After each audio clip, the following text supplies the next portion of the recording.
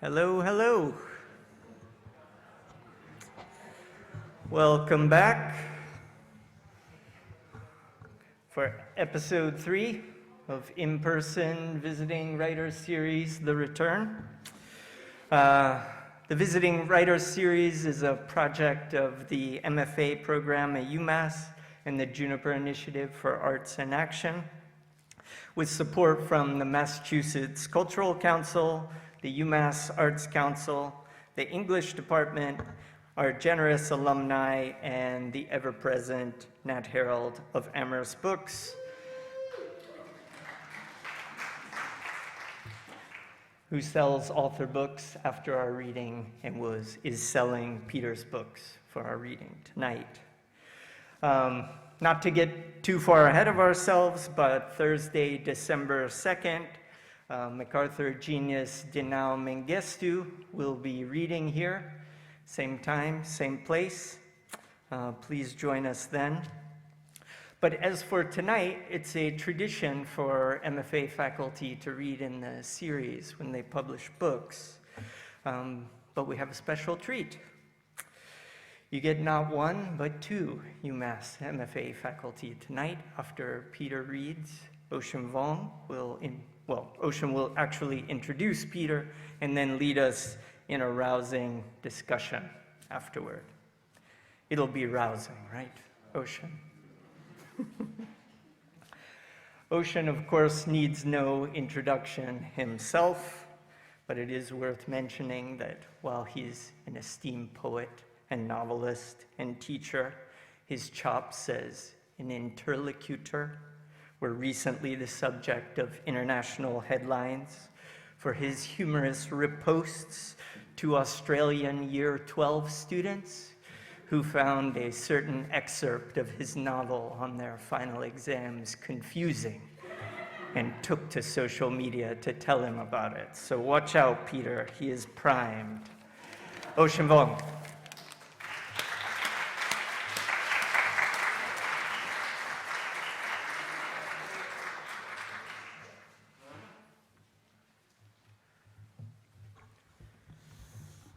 Hello, everyone.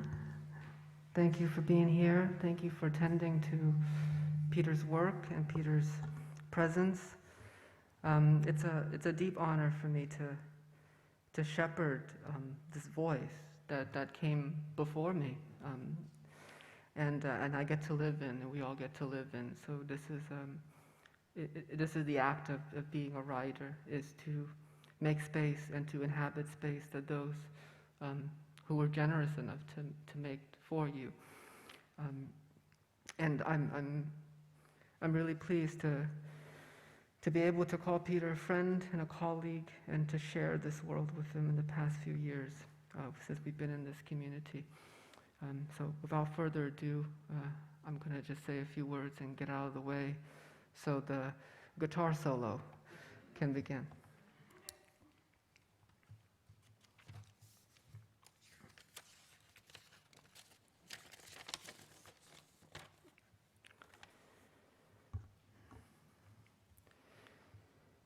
Peter Gizzi is the author of Now It's Dark, Wesleyan 2020, Archeophonics, In Defense of Nothing, Selected Poems, Threshold Songs, Wesleyan, the Outernationale, Some Values of Landscape and Weather, Artificial Heart, Burning Deck, and Periplum, Avec Books.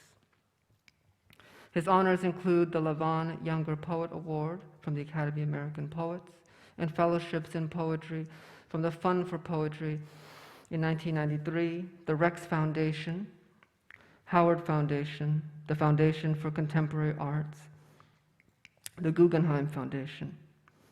He has twice been the recipient of the Judith E. Wilson Visiting Fellow in Poetry at the University of Cambridge, 2011 and 2015 to 16.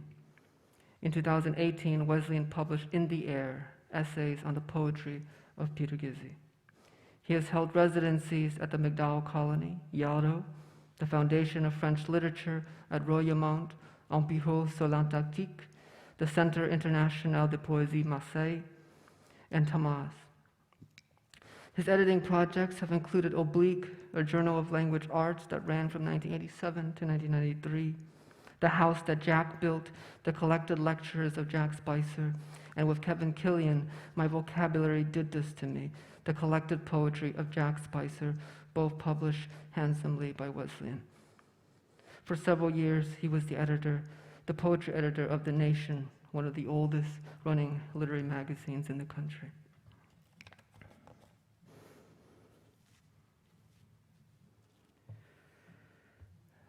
I make sounds, Peter Gizzi writes in Archeophonics, then forget to die. I call it living. And it's this commitment for which Gizzi becomes a bearable faith, in language as a site of sorcery that makes him a lyric wizard in the realm of ever-degrading social and ecological schemas.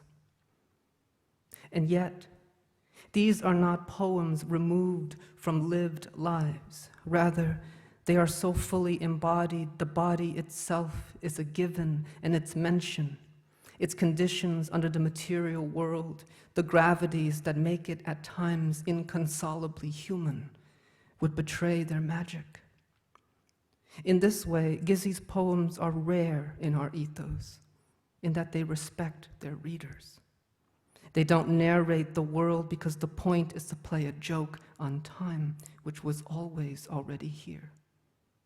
They make contact on the page with a predetermined bond born out of a hurry to seek new modes of speech and therefore new architectures of feeling. That what we are seeing is the sum total of a personhood, its bewilderments, ecstasies, aporias, crushing sorrows, and concussive redemptions made true through a trust that the word must be enough, at least for now. And the now is the poem unfolding.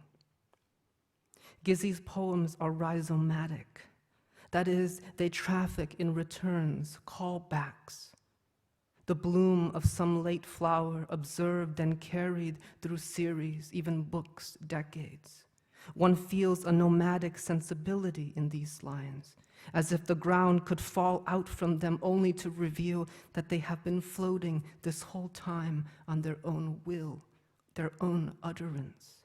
They ride the air as sound fashioned into what Gizzi calls the hopescape, which is why Peter, a poet who I am privileged to also call a friend, confirms for me what I've always felt to be true in the spirit of our most indelible artist, that innovation at its core can be found only through optimism. This geography where fathers, brothers, and mothers are lost, but also actualized, their names accounted for, breathed into, where the word made new on the page is nonetheless an echo of its original, stranger and more true because of it. In Peter's poems, we walk among ghosts, but these ghosts are at home here, for this was where they were always going to end up. Because this is a poet whose joy is amplified by loss, and for whom loss is a lens through which to know the world. There's also, to my mind, a familial Catholic reverence, originally designed in communal worship, but in Gizzi's hands have become baptisms for the world and its words. A fraternity that encompasses beyond genders and the trapped ecologies of ontological labels. But it's this very commitment to collective filial worship, this allegiance to the underclass, the weather-worn outsider that make Gizzi's poems germinally Italian-American, which is one way of saying they're realized at the seat of song, and how song is made possible through the dignified devotion to family and the self's bilateral role in civic duty, least of all as a good son. Yes, Peter's hopescape is haunted. but in it I hear myself better than myself. Maybe because to be haunted is to be filled with people, their voices, where the world is the right size for once, where I am the right size for once. Standing in Peter's poems, I often have the urge to tell him what Ginsberg tells Carl Solomon in The Heart of Howell.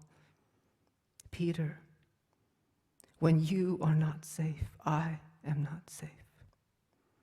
Also, I am with you on earth. That is, I am with you in the hopescape you've chiseled out of the wreck for us.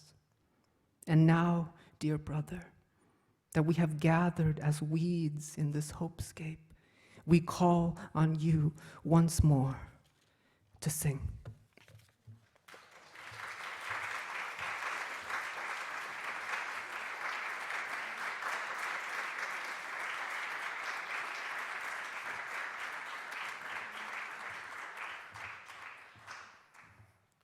Thank you so much. It's just so moved. Can we turn these lights off? Is that possible? Because it's just a little too bright in here for me. I feel exposed. I'm definitely going to feel exposed.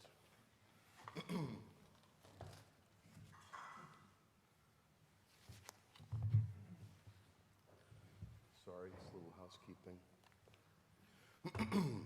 So, let's see if we can start.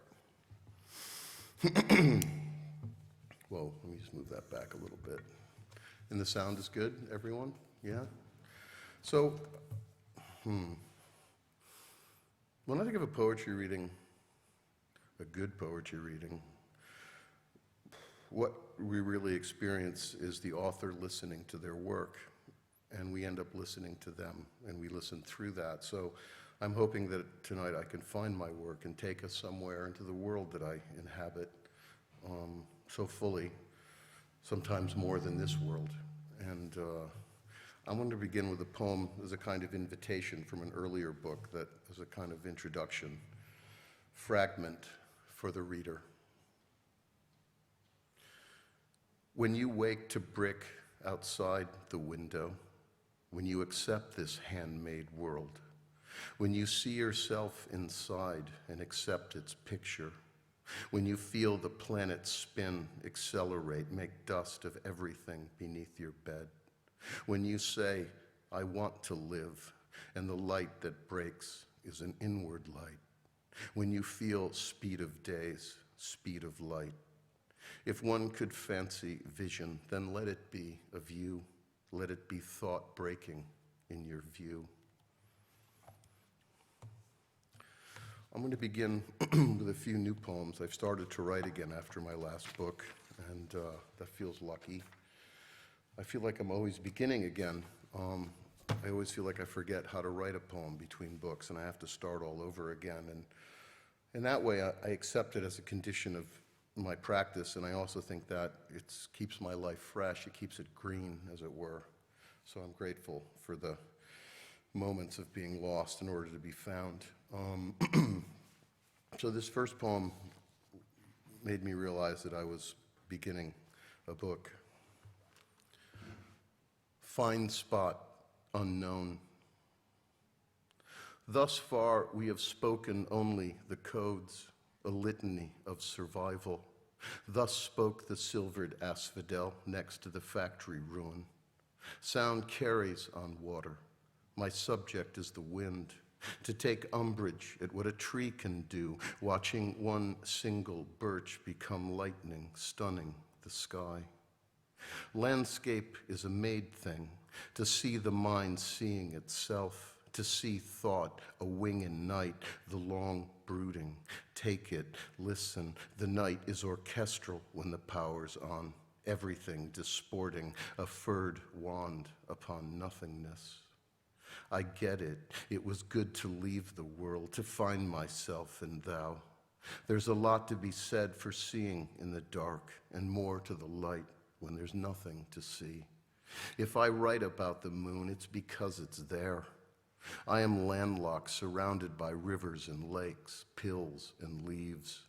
I saw a better life. It was far off, sun on moss next to a friend, the softening air, the dandelion fluff. It was kinda real and kinda not. Can't see it today. And out of nothing, breath, a beast-like shadow in the glass. If I brought back every feeling I had, where would I put them? What could they mean to this world on the floor? It was best to let the moon unravel and focus the truth of the music. It was best to let the music unravel and focus the truth of night, like when I found you in the back of my mind. I am talking about people and the night, people inside the night and what we are made of, the things and the people, the signal and its noise.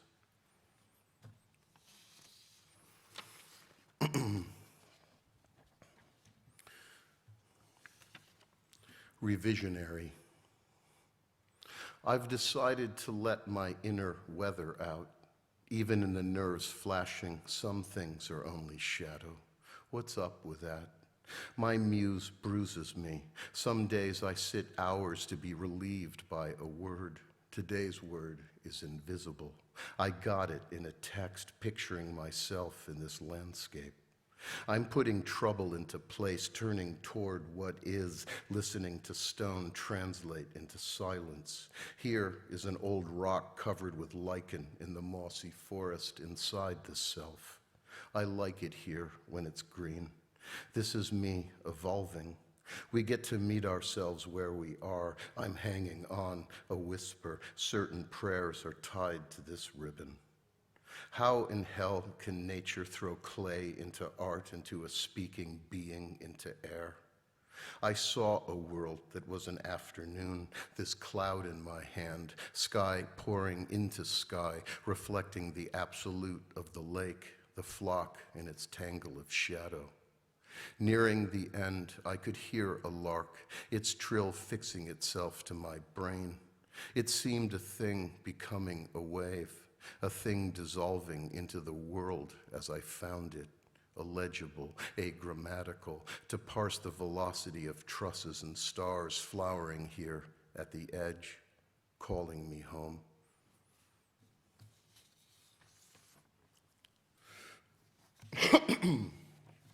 Smoking, okay. The posthumous life of childhood. The sun in the chest, like a spell, like folly, wept I, and when soot turns to gravel in the mind, revealing a bad morning light, then am I a refinery flame, a cylinder, a payload onto nigh. I'm cold, boundless, a clinical darkness grips the voice, the wind drives snow, the eye remains frozen, lashed, the ruins of anything.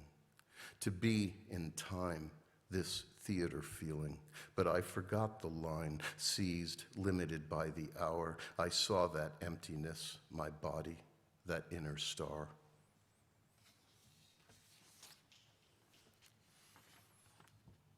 Notes on sound and vision. The consequence of flesh also comes into the painting.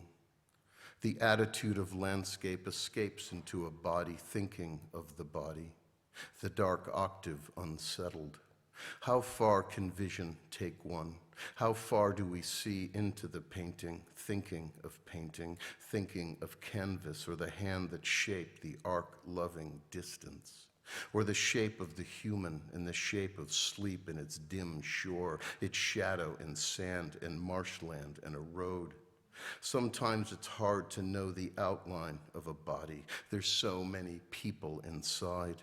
So much room for love and mayhem. For now, come close, come closer, come into the reeds, come into the intimate distance of the picture field. So much room for death and song. Come into the room where the viewer is the viewed, when the thing itself becomes the thing itself.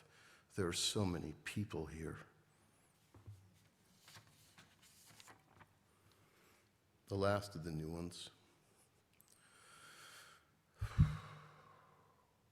But the heart, in a sense, is far from me, floating out there.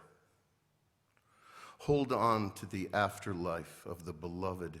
It's the only thing that's yours.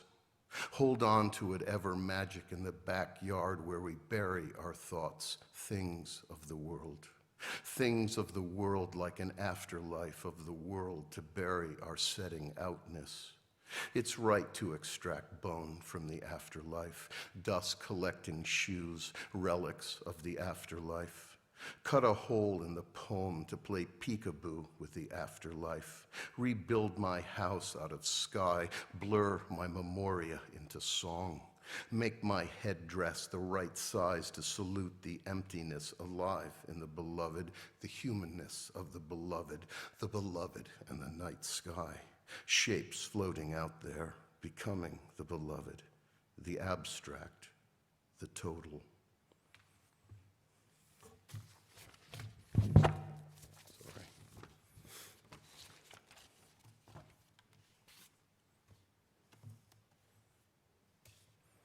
Okay, so now we enter the book. Now it's dark, and yeah, I don't know what to say, but it's for my brother Tom, also gone. And there's an epigraph by the singer-songwriter Jason Molina. I'll meet you where we survive. So writing this book began, I didn't write for a while because like you, and I was devastated by the beginning of the Trump ascendancy and the idiocy and just despicableness of it. And I just didn't really know how to write, and I thought I was done. I mean, really, I was ready to be done. And, you know, that, and I took care of my brother during this book while he was dying, and I wrote a book, so that happened. Speech acts for a dying world.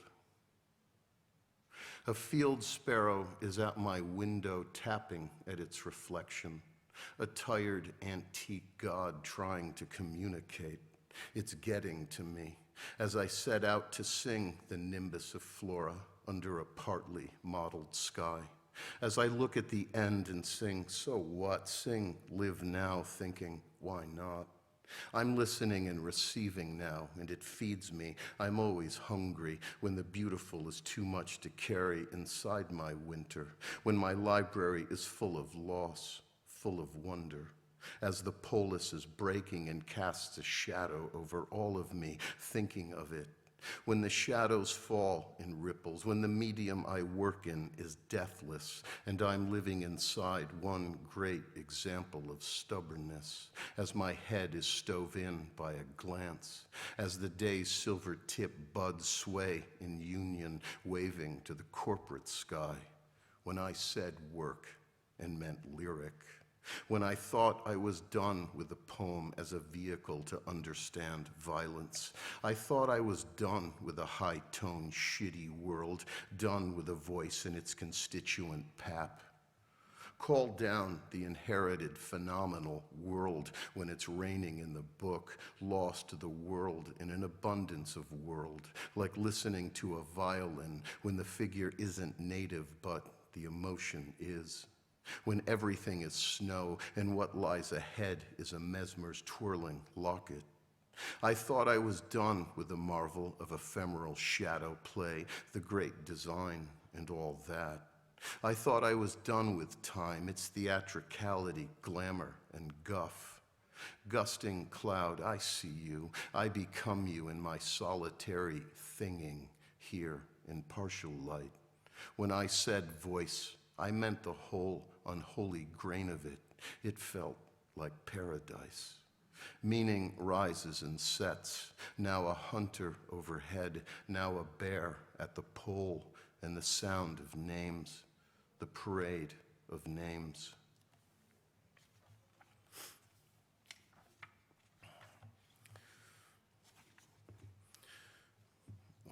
This next poem is called That I Saw the Light on Nonotuck Avenue.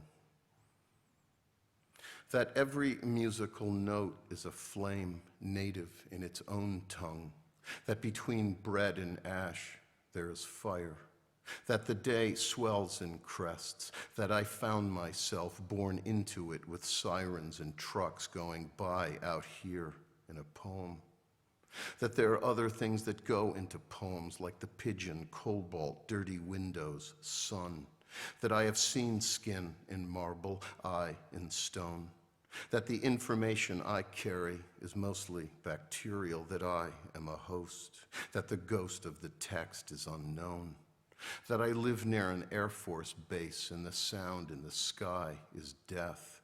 That sound, like old poetry, can kill us. That there are small things in the poem, paper clips, gauze, tater tots, knives, that there can also be emptiness fanning out into breakfast rolls, macadam, stars, that I am hungry, that I seek knowledge of the ancient sycamore that also lives in the valley where I live, that I call to it, that there are airships overhead, that I live alone in my head out here in a poem near a magical tree, that I saw the light on Nonotuck Avenue and heard the cry of a dove recede into a rustle, that its cry was quiet light falling into a coffin, that it altered me, that today the river is a camera obscura bending trees, that I sing this of metallic shimmer, sing the sky, the song, all of it, and wonder, if I am dying, would you come back for me?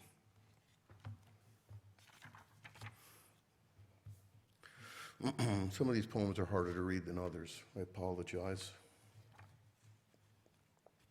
I need water. I think it's over here.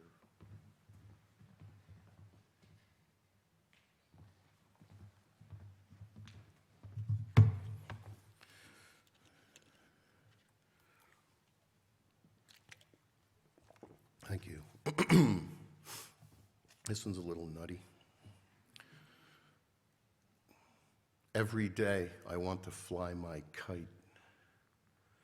Give the world to the world. Give time to the flood. Give ash to gardens and grain to trees. I am not cowed by the superlative nature in trees. I am lifted and see petals opening. Give the freckled ground to sun. Give sepulchre to sky, to song. I am not one to disregard thrush, diminish sparrow. Give the arrow to lovers, night to lavender, lavender to sleep, to wing, to want, to wound, to wonder, the night's watch, the optical dawn. Give water to stone, stone to echo. In the mosaic, the dove's wings are made of bits and stone. The world is like this. If I saw it, I felt it. If I felt it, I learned from it. And when the moon opens the horizon, that's Tuesday, gone. The moon, the silk, the corn, the rail. I felt this and it stuck to me one midnight. I was muling. I was alive with fancy and silk and stuff. I was stuffing for a chair, a doll. I was blinking and crying and now the word falling, now other rains, now organic cyclones and seeds, the deadly swoon and strength and with color and the sound of crows and their platinum sheen feeding the sky, flames and greatness towing the names. Give home to the horizon, horizon to mystery, mercy, meaning. I thought I might try to head out the door, it doesn't matter. I go as long as I go, and if you're there to sparrow, sparrow.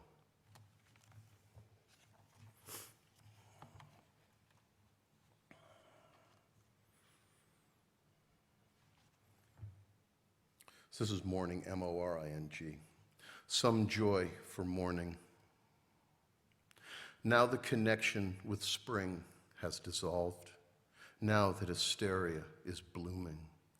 Says every day I want to fly my kite. Says what's a grammar when you is no longer you.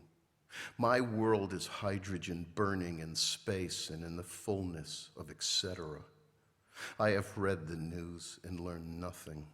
I try to understand the whooshing overhead, but for a little light now. I didn't realize the tree was weeping. How was I to know I am not alone, wild light?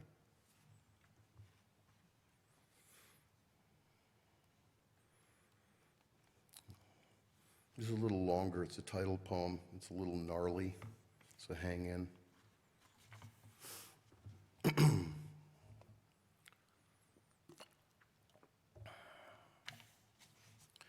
Now it's dark.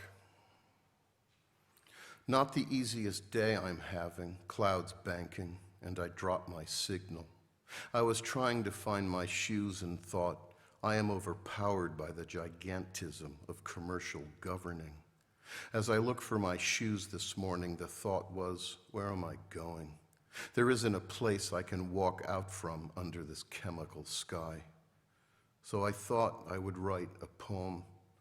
I thought I would try and make art. But the chemicals seep into everything. Reader, if I could, I would bring back for you a sun made in crayon, a sun unformed in the paper sky. I wonder the paper that made me. Being human, I know that paper makes my mind. Strange pulp reminding me I am far away. When my brother could no longer speak, I said, Tommy, I got this. Even if I don't want this, I'll sing for you. When my brother had no voice, there was only the couch and a wooden floor, the ceiling and the TV with nothing. When my brother lost his voice, I lost my childhood, lost the sun over sand in some place I can't remember in Rhode Island summer. So far from myself in a body I can't remember, to no longer remember my body as a child, to no longer remember today all that was. Van Gogh was tormented by the sun, and why not? A constant blade searing light that kills and cures. I am not comforted by the cold stability of universal laws, though one day I'll die and think, that's okay. At least I'm writing, and it makes a party in the dark, a zombie feature that connects me to the undying. I read every moment is an opportunity for grace and think every moment is a possibility of art. I tie my shoes and now I'm standing alone in some inky light. Yesterday I passed a budget motel next to the People's Bank. If there's some connection, it's lost on me, my heart lost on me. Weather, like thought, dissolves into static, a wiggy keepsake like nesting dolls of my spiritual blank, sky opening into blank. I thought grief is a form of grace. Then someone said the thing about money is that it's money. I live on the edge of an expanding circumference alone in some inky light. Now rain turns the world to constant applause. The day is uncoupled. All there is thunder as the house decays into a sound like me. Freezing rain with silver seems to be speaking and isn't asking me anything, just doing its thing in the gray morning. I was down with materialism, but wanted mystery. I've asked myself a lot of questions, like why the days cascade, swiping left for life, right for lost. All of it a dumb show, all of me invested in poetry and the arrogance of this, wanting to transpose loneliness. Why not take on the next life with its silence? On my desk there are small plastic creatures. The light on them is unrealistic. It uncouples me. Or the sight of serious windows opening out onto serious lawns. This must be a government building. This must be the anodyne room of a hospital beeping. Every pronouncement on the feed, alien. I'm in this corridor, wandering a mind. But the day is past caring. The rhythmus is blooming at the beginning of the way back when. I am sick with tradition and its weak signaling. Sparkling eclogues drift and contribute little to the cause. I am an incident trapped in thick description. Just Google it. Dust jacket shows some rubbing, near fine in cloth.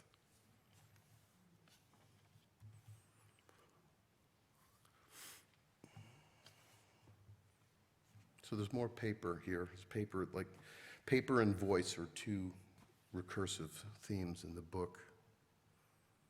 out of the world in real time. The silence in this room is causing a looping effect. All I see is wood grain and air when it's raining in the true north of the poem. It gives purchase to the page. It gives courage. I want to tell you this isn't just all song. I want to say this scrap of paper has sky in it, to be lost in its yesterglow, casting shadows upon a silent H. H for hour and honor, honest and air, also ghost, ghastly, ghetto, etc.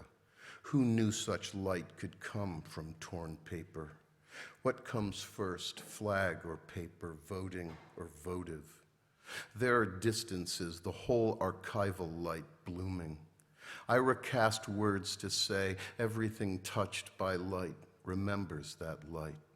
To recast light that touched marble strewn from time, laying among weeds and trash, worn from human traffic and ordinary songs. In my head, a flywheel unable to power anything other than song. And all that's left is survival, some old piece of canvas flapping in the gale. The oak creaks and the air is keening. That green light could only be oxygen.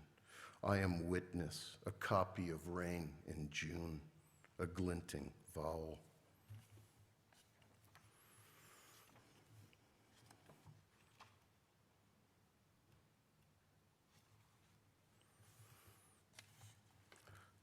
Archival light. I love how light comes through charcoal on a page, a particular paper light that archivists and lovers of books also live in, or it lives within us. But you left me on the days of sun left on the table, a warm wood light that was pleasant as the goneness set up inside me, the goneness that is me. What of the days we walked to green? What did it mean when you said, I am closer to you now, as you disappeared into blue, unfolding into blue? I get confused. I live in goodbye. I live in late light going darker, late light on a page, on skin in my life.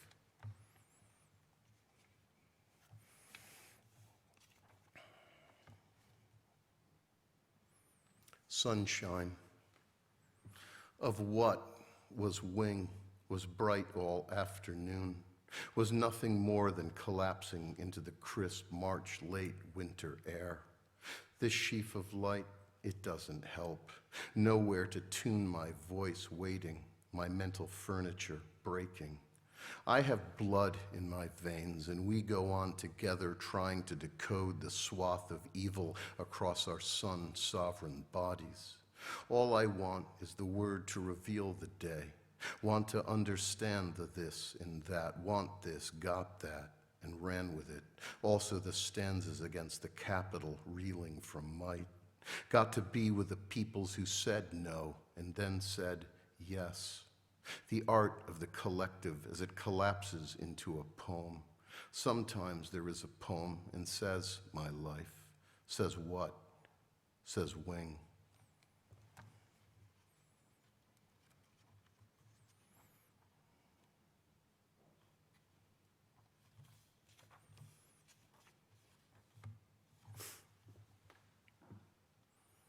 The present is constant elegy. Those years when I was alive, I lived the era of the fast car. There were silhouettes in gold and royal blue, a half-light in tire marks across a field, times when the hollyhock spoke.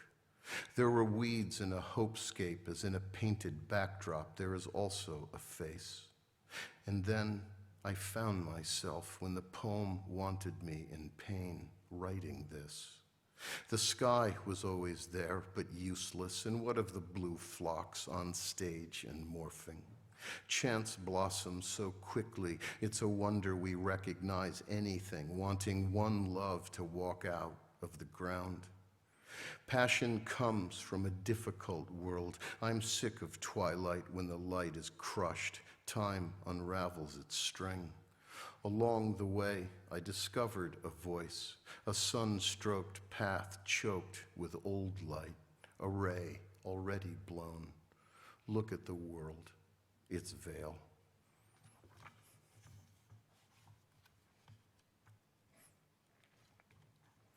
So I'm going to end with the book's in 4 parts, and it's like a quartet, and the last poem section is called Coda, and this is the kind of poem that recapitulates the book. From this end of sadness, a particular blur attended my mind from end to end, these feelings of futurelessness. To free fall into it, it feels like winter, the light overcast and the day lit up from within. To find a line in it, I found a world torched into renewal, blackened stalks pointing skyward. I took fortification from goneness. At this end, the notation is green. No stopping music entering air and tearing air. The songs were old songs. They came with the wren and the robin, also the crow, so dear to reality and elegy and traffic, its essential din, the synesthesia of the din. From this end of sadness, I identified the voice as dead. It was companionable. I identified sky turning topaz. I did not understand shadows, did not understand luminosity. I did not understand the code that held me to the world. From this end, glistening leaves, cool air, wandering out into it, wandering through it. The day crumbles to dust inside a dahlia. I am that dust in dahlia. I am coeval with the rotting trunk and the pine needles regenerating soil. I am happiest with a forest floor, branches listing under a porcelain sky. I'm into that medieval light glancing through leaves. The tree's arches are a great kingdom now. From this end of sadness, there's nothing out there I want and wonder if there's anything in here I need. I'm into the way the technology of an eye is filled with the dead. I'm heavy with light when the old sun is speaking, when I'm not sure the day is real, when it's hard to be in it and of it, to be here with it and under it. From this end of sadness, shapes come, all the boldest shadows. From this end, animals, the oldest eyes, the cri de coeur, afternoons hung with seeping light. Poor sun waiting to die, poor sun solo in space, fueling our heads, a tiny sun in the mind. Right now, a particle decays on the lawn. From this end, gravity decays in the mind. To never forget the corners and dust bunnies of the laughing sun. But if the song weren't a bright star hanging in the firmament, then what can be said of burning embers in the fire? I see you turning and bending there in the cold dream of the past, braiding with the now of blur. Blur with me when I am sick of dying, fearful of failing the song I love. Be with me whenever I sit wasting days. Comfort the hours. Thank you.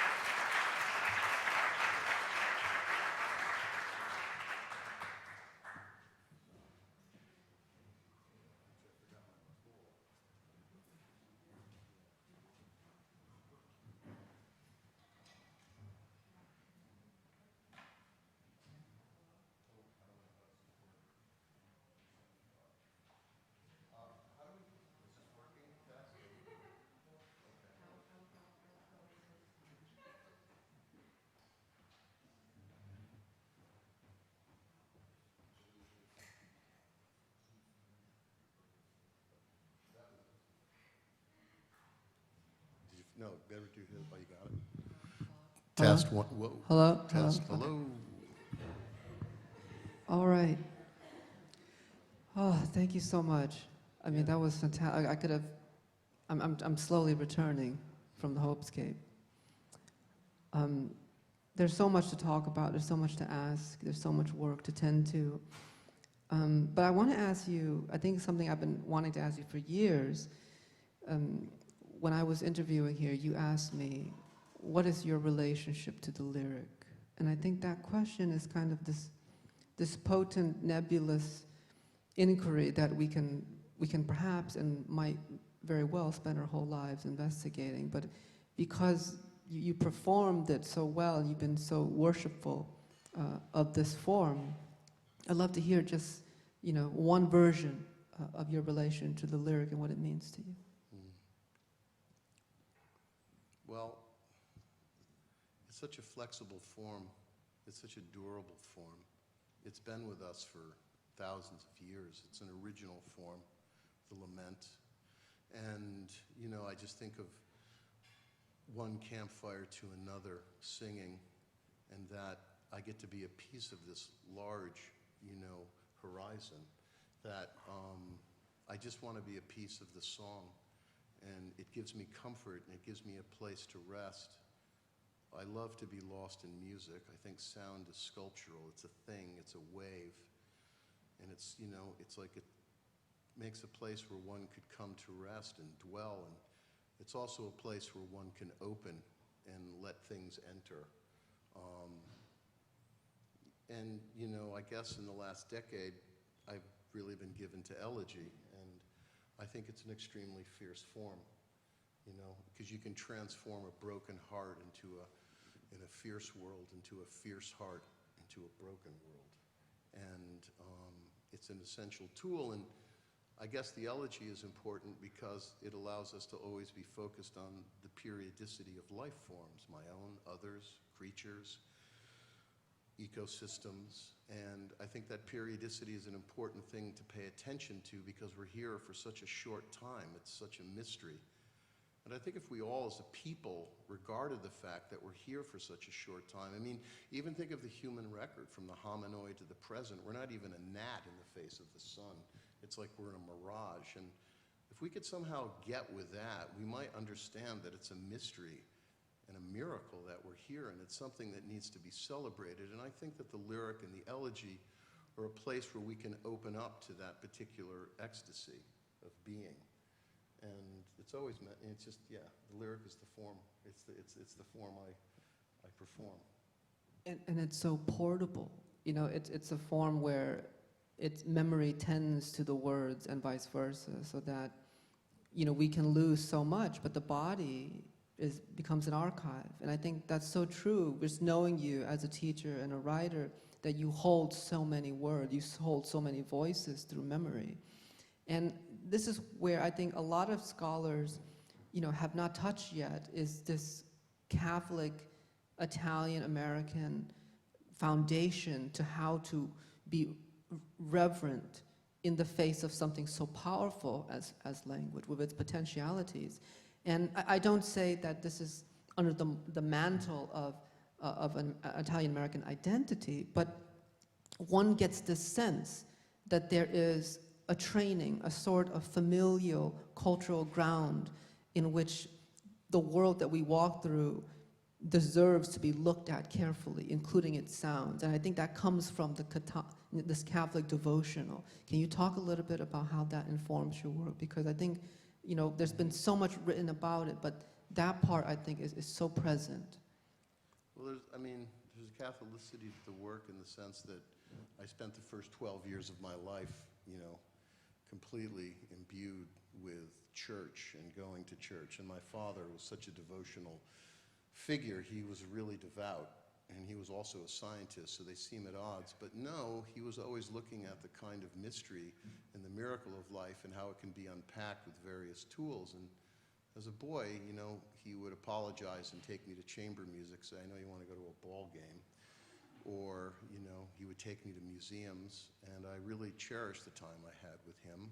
And he would always make me look at things and like a tree and say, okay, how do you think it works? Explain it to me. And so I was constantly unpacking things physically, the material world. At the same time, they were constantly putting this idea of God into me, which is an enormous claim to ask a child to reckon with, right? And so coming from a kind of like wanting to unpack things materially, you know, I guess, you know, I'd lie awake at night, like just burning with this idea of like, what is this? An immensity. And for me, it finally became the night sky. I grew up in the Berkshires, an hour west of here. I came back to UMass. I came back 20 years ago when I saw the job here. I wanted to come back home, and I have. But when I was a boy in the Berkshires, the night sky was swart. It was black, and you could see the entire Milky Band. And that became my definition of divinity, was this notion that I am part of this vast, unstable, multiplying narrative. And somehow it made me feel that I was the right size. I was neither bigger or smaller than anything. I was tuned. And that's a place where I go when I write, to be neither bigger or smaller than anything, and be in connection and be tuned with things. And with that comes empathy. You know, with that comes sympathy. With that comes mystery. And I mean, when I was a boy going to Mass, it was in Latin, and the liturgy was, you know, it was extraordinary. I didn't understand the words, but the sonorous quality of them gave me a place to locate, and I could come to rest at church because I was considered what they called hyperactive back then, you know, which was a moral thing, you know. But yeah, so, and my father's belief in something larger, and I'm grateful for that because I do think we all are connected to something much greater. And so yeah, that affected me, and then the boisterousness of the household, and you know, the familial connections, and the intense, you know, focus on family. Yeah. You know. It's funny that you describe kind of this epistemological route of through the Father showing you the world, because I think your poems enact that very spirit. They're very curatorial.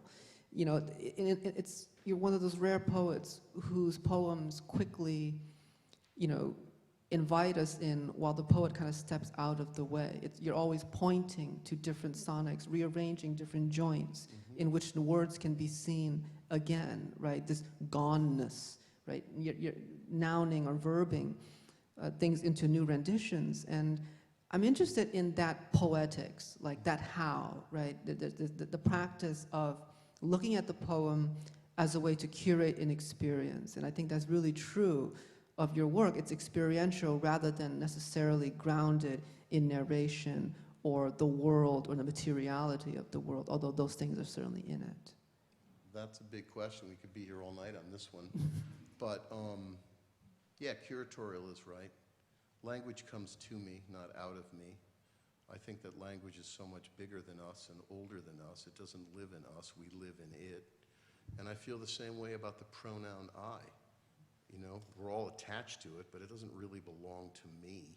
It belongs to all of us, and it's wound and sprung with so many affiliated voices and so much consciousness. And so when I deploy the character I, you know, it's me and not me, and through it, by not, you know, not narrating and identifying it as Peter Gizzi, what I've discovered is it's allowed me to enlarge the horizon in which I can write, and that, you know, it's like Whitman says, I contain multitudes. I can touch many things at once. But at the same time, I think that one of the great benefits or side effects of spending my life in poetry, which is where I've spent my life, I really can't do much else. Like, I'm interested in this one thing. And I think what I've written is my personhood. I believe that my poems are more me than me. It's like I've written my personhood, you know, my selfhood. And that's been a great adventure, and it's just been one of the great, you know, just benefits of being a poet. It's just, you know, discovering selfhood and realizing that selfhood is bigger than my story. It's our story, you know. Was there another part of that question? No. Probably. Probably. Sorry, am I not answering these questions? I don't know. No, you're doing, I mean, Okay. I'm interested in you know, when I first read your work years ago, immediately I felt this is a political poet of wonder. And it was in the early aughts, 2008, when the demarcations between what is political and what isn't were so clearly drawn. You mean in poetry itself? In poetry Yeah, itself. yeah, yeah. And Still is. Yeah, and, Yeah. and there was this sort of obsession with poetry, particularly in the zeitgeist, as this tool of uplift, right? Now the poet will speak before whatever real event is going to happen, and the poet is expected to uplift or balm or secure this sort of sentiment so that we can then get on to real things or appease the anxieties. Yeah. And I've never felt that to be the project of Peter Gizzi's work. And I'm interested in how politics frame it, because we're haunted by death machines, right? The organisms, the powers of the state, they come through and they invade the mundanity in your work so often. And I think there's a kind of haunting that actually happens. We talked about ghosts and hopescapes, but there's actually a political haunting. And I often feel that the politics in your work have bound this perfect matrix in which the poem, you're right, becomes more of the world than how we live it, because when we live it, we walk through these realms in which we could be insulated from the world. But your poems surprise us by, finding one's shoes could end up in an incredibly political moment of vulnerability. That's true. And I think that we can't really escape it. I mean, there's the old linguistic joke about language. What's the difference between a language and a dialect? A language is a dialect that has an army and a navy. And so we're stuck using this language that has so much carnage and inhumanness behind it. So I believe when I write, I'm interested in the psychopolitical or the psycho-eco. And so yeah, these forces bend the language. It's like a pressure, and it's there, and it's unmistakable. And so I am bent too by these false linguistic acts or these evil linguistic acts, because syntax connects me to you, to my beloveds, to my gone, but it also connects me to Donald Trump, right? And so what's nice about being a poet or a writer, but I'll say a poet, is that I get to build my own syntax. And that's a huge thing. It's just a great marvel and a great life experience to just keep on, like building a syntax, because syntax connects us to the world. And, so much of the syntax that we're given is the language of patriarchy, but it's also the language of power, of labor, of commerce. It's the clock. Tick, tick, tick, tick, tick. And we're stuck in this idea that time moves only this way. And so the poem and the syntax of a poem can go in and disrupt that and open up to a different time signature. And that is a political act, because when it opens up to a different time signature, we're all of a sudden in open space. We're in open time. Call it ritual time, sacred time, fugitive time, any of these things. And I think that that is a political act, because it's disavowing, the kind of the box that we're put in. So that's one way to understand the psychopolitical. Yeah. It makes me think of, do you see for yourself the poem as innately oppositional or alternative? Totally. I mean, I think the poem,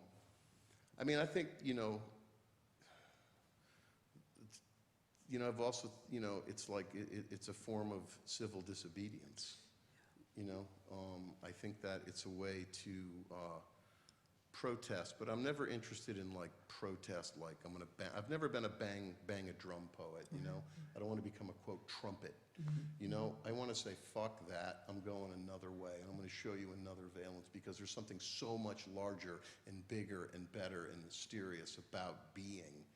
And so I've never wanted to narrate my trauma per se, I always think that's too simple. It would be so unsatisfying to me, because I could tell you my things about things that I've lost, but so be it. It's more how it affects one, and I've come to realize, I remember when we talked, you said that in your culture you measure people by their losses. And as you know, I've had many losses in my early life, and so I feel like I had to come up soon, and it's been a thing that I've been somewhat, I don't know, uncomfortable with talking about, but I've come to see that my losses have been a gift because I wouldn't be who I am without them. And so by not narrating them and telling them, they fuel me, and I find another valence to somehow, you know, open up to it and let it speak. As a mystery to myself too, because grief and joy are totally proximate. They don't exist without each other. It's a very complicated ecosystem, you know? So when I use the thing, I'm an incident trapped in thick description, that's from anthropology, Clifford Geertz, and the notion that, you know, it's like when you read culture as an ethnographer, then it's clotted and knotted, and things are impossible to uncomb, and to uncomb them would be false. The idea is to see the complexity of it and then find a way to render it, right? And so I'm interested in that as a tool, because I always feel that in many ways I'm an ethnographer of my nervous system, because it's peopled. It's peopled with the newly dead, the recent dead, the long dead, you know, and with you and the people around me and the people in my life. It's like our nervous systems are peopled. So I'm always reading it, you know, and I'm always reading, I do believe what O'Hara said, you have to go on your nerve. And I do think that nerve, or that idea, is energy. Like that's what the poem, you talk about the lyric, that's that compression, that wound, sprung quality of the lyric. What that releases is energy, a kinetic energy. I'm interested in that energy because all matter is constantly changing. We're all in a state of change. Everything that's here is in a state of change. But the one thing that remains is energy. That doesn't go away. So I'm interested in tapping into that source because it is a life force. Yeah, and the lyric has this power to interrupt. Yep. Like it's this subversive act where, because of its elusive nature and its ephemeral nature, it can, you know, a song which comes out of lyrics, right, or vice versa, interrupts, and you can recite a poem, and all of a sudden everyone's held in it without context, without plot, frames, narration. That's right. I'm interested in what poet Myung-Mi Kim says when she's asked this question of narration, and she says, the question between narrative and lyric is actually defunct for her. And she says it's because we've been privileging one way of narration, but in fact, there are variegated narrations that have yet to be discovered. And so for her, the liminal and the lyric is just another way to narrate. And I think of the root, etymological root of narrative, which is nauros, from the Latin knowledge. That's right. Which I think is actually closer to what you're doing with the lyric, is that it's not narrative as we know it contemporaneously, but knowledge. And I'm interested in how you grapple with between narrative and lyric, and what you think of what Myung-Mi Kim says, in that it's actually defunct because instead of asking whether there's narrative or lyric, it's like, let's ask about how many other ways of narrative can we have. Absolutely. Just as a note, I've known Myung since before we had books, Yeah. you know, and she's lovely and really smart. And I agree with everything that you just said. Yeah. I remember one time somebody said, "You're a lyric poet." And I said, "No, I'm actually a narrative poet. I'm just narrating my bewilderment as a citizen." You know what I mean? It's just another way to get to, you know, narration. Because I don't know, I mean, there's a lot coming at us all the time. And I want to find a way to like orchestrate it. You use the word curate, I'll use the word orchestrate. And let it, and find a way to create like a dance and a movement and an energy. And it's a mystery to me too. Things open up, you know? I don't want a closed system. I want an open system. I believe in open form. And that's always been the side of vanguard poetry, from Dickinson and Whitman to now. And that's always where the lifeblood has been. You know, the poem is not a box in which you put things with symbols into it, you know, and you know where we are, like, you know, like a fishing with dad poem with an epiphany. Like, that's never interested me. I've always liked to read, since I was a boy, things that were ahead of me, meaning the text was just ahead of me, you know? And so I was comfortable with that because I knew that there was more that I can unpack, and I've always been interested in that. And so I don't want to write a closed form where it's like, to me, it's dead on arrival. There's no adventure, right? There's no energy. And I do think that my poems do narrate a certain condition of consciousness, of being, and can have joy and grief, can have ecstasy and sorrow. And these things are true because they all exist in this complex ecosystem. And so to comb it out as one thing or another would be false for me. And unsatisfying, basically. I'm like, not interested, you know? One of the things I really love about your work is it kind of performs a lot of these taboos that we're told never to do in poetry with a capital P, which is to bring in the big words: love, life, death, longing, right? Song, singing. And I'm really interested in how you see the role of the poet as a singer, because we're told in the culture to almost be ashamed and hide the fact that poetry could have a less degraded role in the world.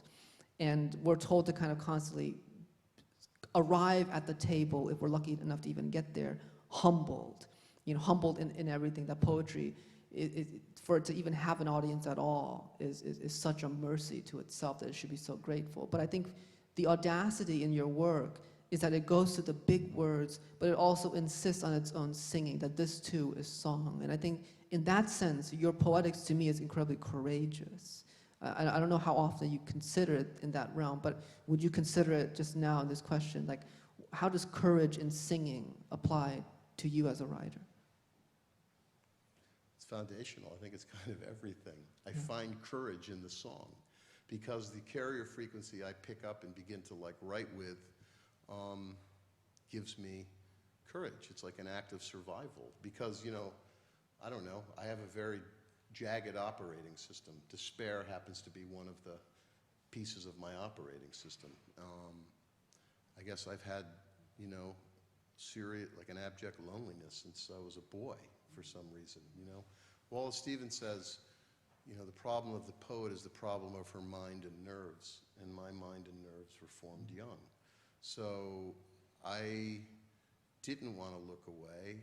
I didn't want to not honor irrevocability and sorrow and try to make it and go in another direction, meaning to simplify it.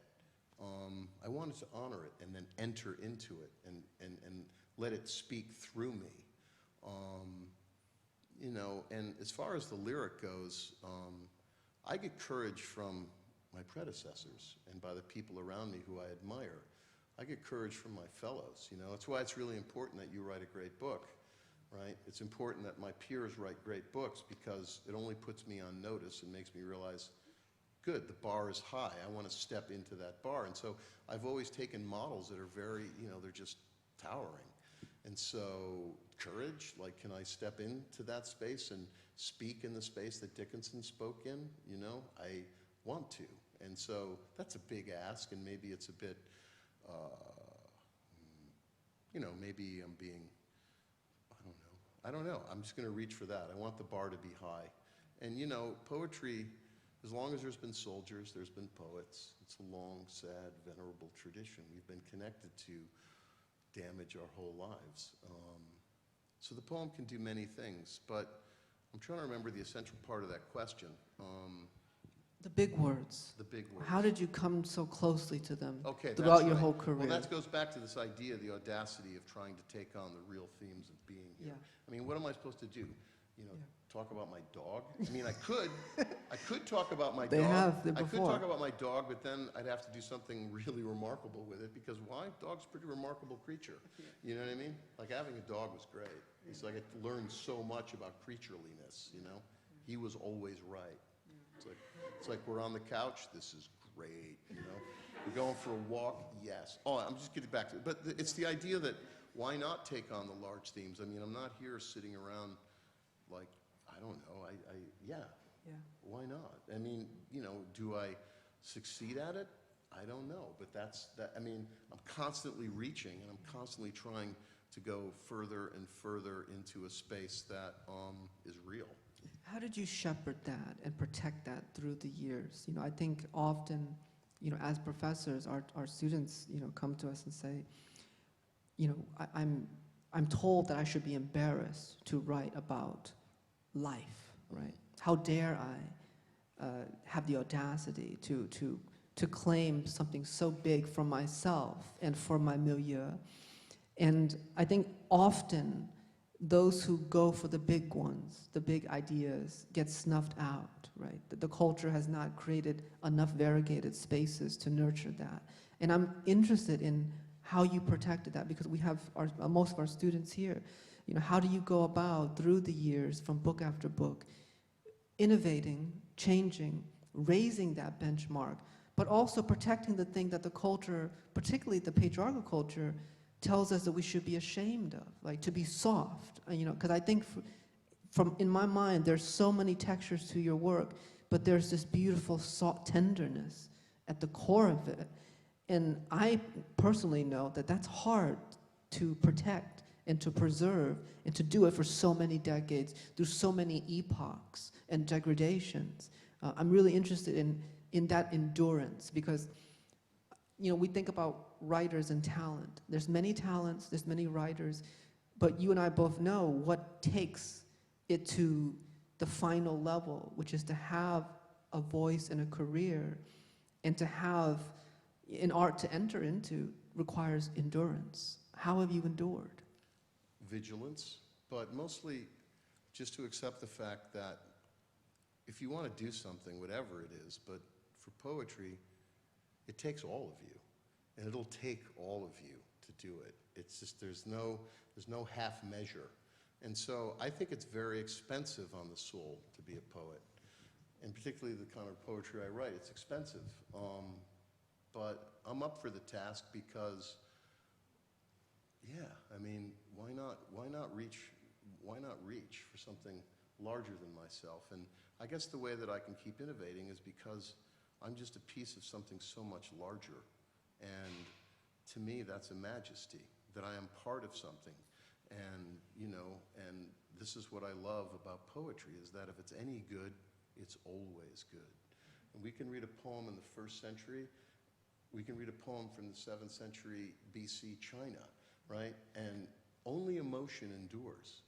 That's the thing that's come through. It's like somebody's making signs and sounds like 1,500 years ago, and we still get touched by the emotion of that innovation, you know?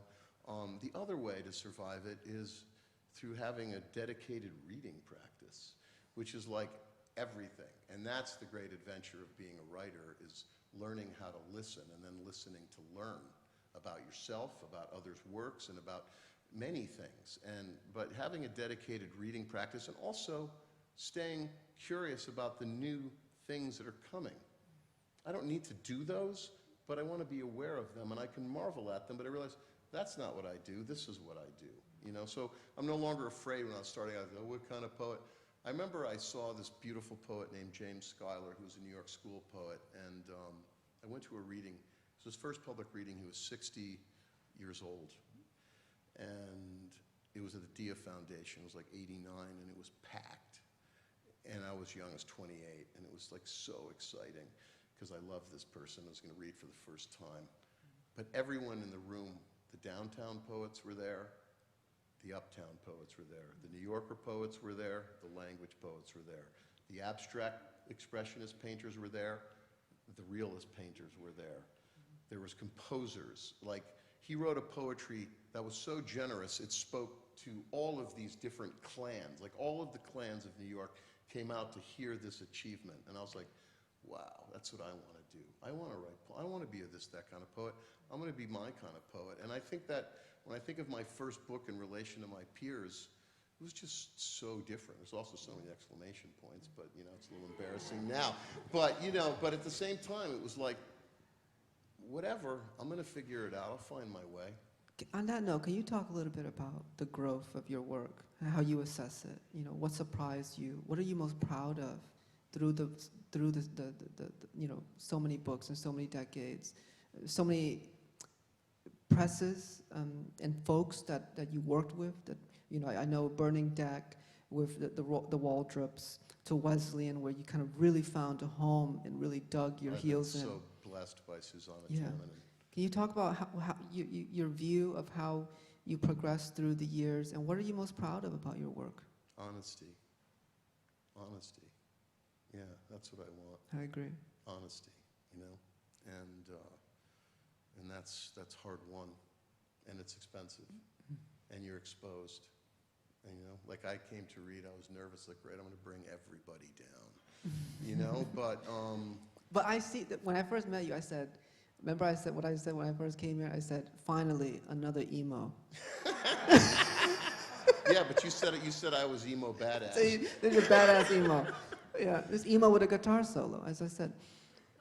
You know, No, but that's the treasure. Ocean, we have fun. That's the treasure of Peter Gizzi, is that in a world where vulnerability is taught institutionally to be snuffed out, edited out, and towards deleterious, murderous deletions, you've amplified that through the work. And I'm just so interested in how, this is a more pedagogical question, how you nurture that.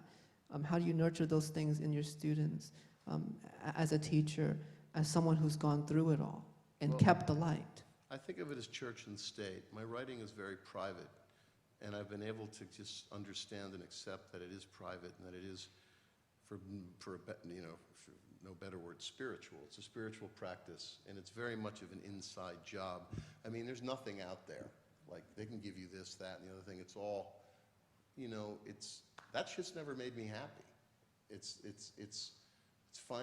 like nurturing and developing a soul. And I tell my students, you only get the one. You only get the one.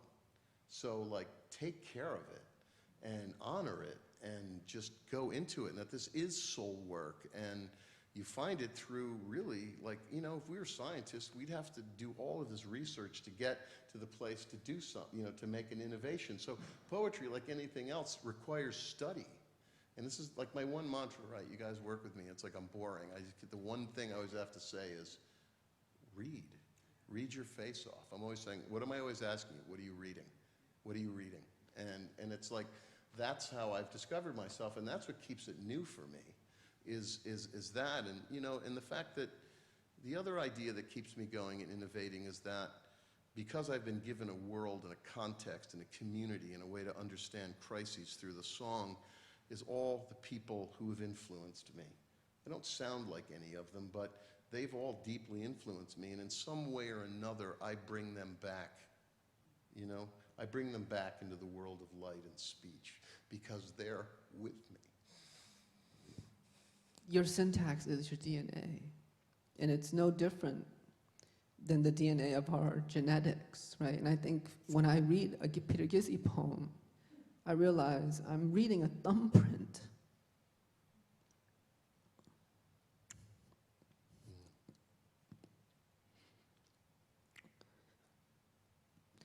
I'm reading a thumbprint of someone who's paid attention. And I think that faith, that language could actualize a millennia of feeling. It's truly magical, right? It's a magic trick. How do we deserve it? What other organism has found that? And to have that, because we have the DNA, right? They found that, the scientists have found it long ago. But what luck, what rare luck to have the technology, and I insist that language is our most advanced technology because you can discover medicine and weaponry, but it takes language to convince people to die for it. That's right. And I think what we're doing is to recalibrate that. What you're doing is constantly recalibrating the positions of language as received as a calcified, standardized mantle, and you're dismantling it and giving it back to us alive. And I think that great luck is why poetry matters. And you're a poet specifically that reminds me that, look, there's Peter Gizzi, more so. But within that, there's me, more so than what I understand. This is not a question, just, you know, kind of just a celebration. I just remember you coming up to me at that reading at that really dull space at the NYU thing with some of the dullest people I've ever met, and so hard to... The dead zone, you said. The dead zone. And you came up with your glasses, and we said hello, and I remember that. Yeah. And you said something really lovely, which I can't remember, but it's Yeah. like, okay, somebody got it. And you know what I mean? You know what I mean? Because it was kind of like a New Yorker. Everybody wants to be, you Yeah. know, all going to be published by FSG and all that. Right. And that's just not where it's at. You're about The to say idea is to bullshit. stand in awe of the achievement of all the women and men who have given their lives to an art Yeah. and have innovated, you know? And And I've always poetry's just given me it's like I've always stood in awe Yeah. of what the people before me have done. It's hard work, and but it's given. We're so lucky to do it, right? Well, I feel so lucky. Some Like, days, you some want to days. be a nurse, you got to go to school Mhm. for years. You want to be a doctor, a bioengineer. You got to go through the gamut just to step into the lab. But any one of us could be a poet tonight, right now. Mhm. There's such a rare portability and agency in that act that we will never lose it, right? It's so powerful to think that once you enter the realm of reckoning the power of it, you can never lose it. Mm-mm. It's always there Yeah, for once you. the pattern's set. Right. The pattern just has to be set once, and once it's set, it continues. How did So it set for maybe you? that's a way. Oof. This is a difficult one to say. Here's some water. Thanks. Can I take that? As you know, when I was a boy, I saw my father's plane crash when I was 12. My eldest brother, Michael, who I loved and revered, he was my hero, was a poet. So I've been really lucky because my eldest brother was a poet and my other older brother, Tom, was a singer-songwriter. So music and song and listening to music and poetry has always been in my world. But I was so broken by that and shocked by the irrevocability. I mean, you can't imagine just the enormity of just the irrevocable of the world that I learned in childhood ended in a day. And my brother wrote, and I hated everything everyone said to me. You know, all the stuff you say to people who are grieving. And my brother Michael wrote a poem, and in it he said, "If it was only a plane crash, why didn't you walk from the wreckage?" The light went on. And I think you've been answering that question ever since. And the gold that we've had, the paper gold that we've had from you answering that question is why all of it is worth it. We've been so lucky. And it's so intergenerational, right? I mean, on paper, there should be no reason you and I are best friends. No, that's right. What's that supposed to mean? And yet, on paper, We're kin. we are everything. We're kin. Right? And I think that's what poetry is. It's the antithesis. It's an antithetical cry that everything else says it should be this way. You should use language this way.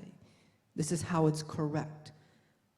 And we come along, and with the great luck of elders and folks before us and peers, regardless of age and where we're from, where we are, we say, no, thank you. We have to fuck it up. And in that fucking up, we find each other. Mm-hmm. Yeah. And I found you way before I met you. That's right. And that's why I feel like it's a spell. That's why they call it spelling. Mm-hmm. Right?